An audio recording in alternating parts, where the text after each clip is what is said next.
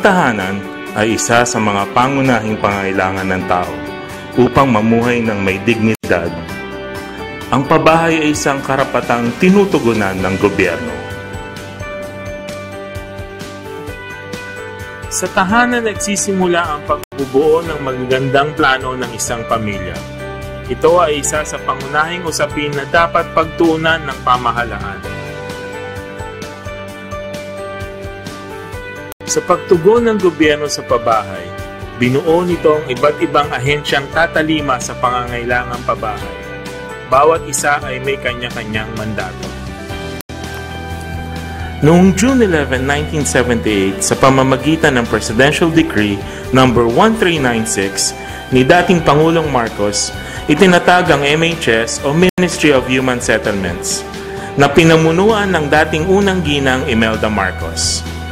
At sa ilalim nito, ang Human Settlements Commission na nilikha noong May 13, 1976 upang bumuo at magpairal ng mga patakaran sa wastong gamit ng lupa ay pinailalim sa ministry at pinangalanang Human Settlements Regulatory Commission o HSRC. Ang tanggapan ng komisyon ay sa isang gusali sa Matimyas, Quezon City, hanggang sa lumipat sa Goodwill Building at sa Urban 2 Building Senator Hill Puyat Avenue, Makati City. Sa Executive Order No. 648, ang nasabing komisyon ay nireorganisa upang pagtuunan ng pansin ang mga mandato sa town planning and zoning, real estate management, at urban land reform. Ang kautusang iyon ay nagtalaga sa HSRC bilang adjudicatory body, binigyang kapangyarihan magdesisyon ukol sa mga usapin ng mga subdivision at condominium buyers at mga project owners o developers nito.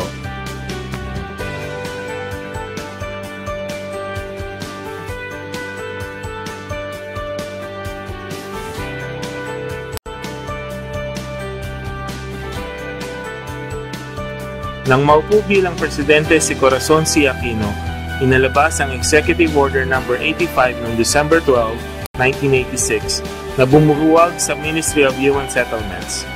Di nagtagal, inalabas ang Executive Order No. 90 at pinalitan ng Ministry ng Housing, Urban Development Coordinating Council o HUDCC, isang modest policy coordinating body sa ilalim ng Office of the President.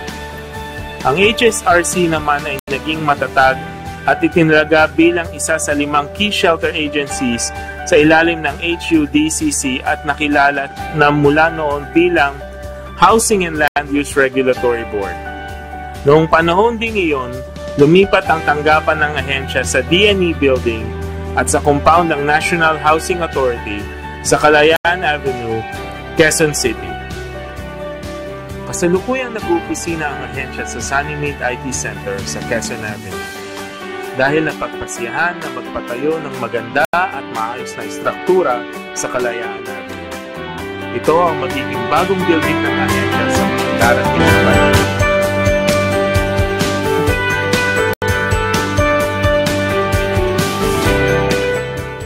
Sa nagdaang mga pinuno ng ahensya, iisa ang naging aral na naiwan ng mga ito sa kasalukuyang mga namumuno, ang magsilbi ng tapat at mahusay sa mga dumudulog sa tanggapan.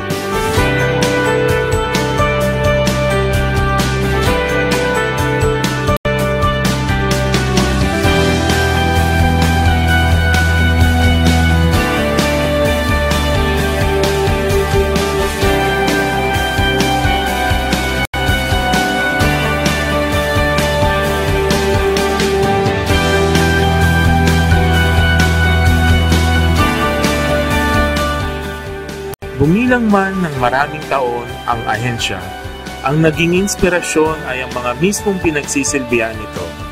Motibasyon ng bawat kawani na mapabuti ang serbisyo publiko sa buong Pilipinas.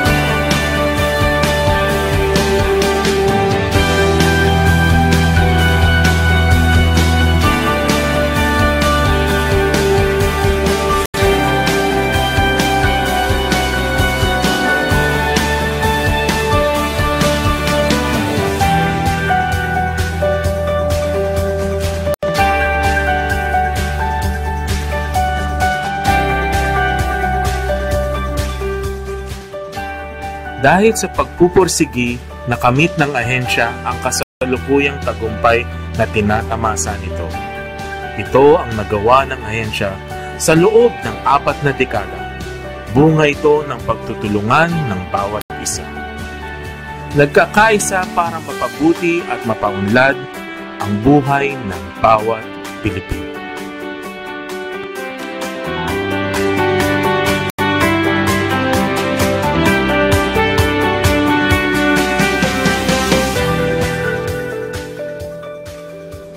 Ang HLURB sa loob ng 4 na dekada ay matagumpay sa gabay ng Poong May Kapal. Dahil ang bawat isa sa ahensya ay nagpatunay ng katatagan at pagkakaisa.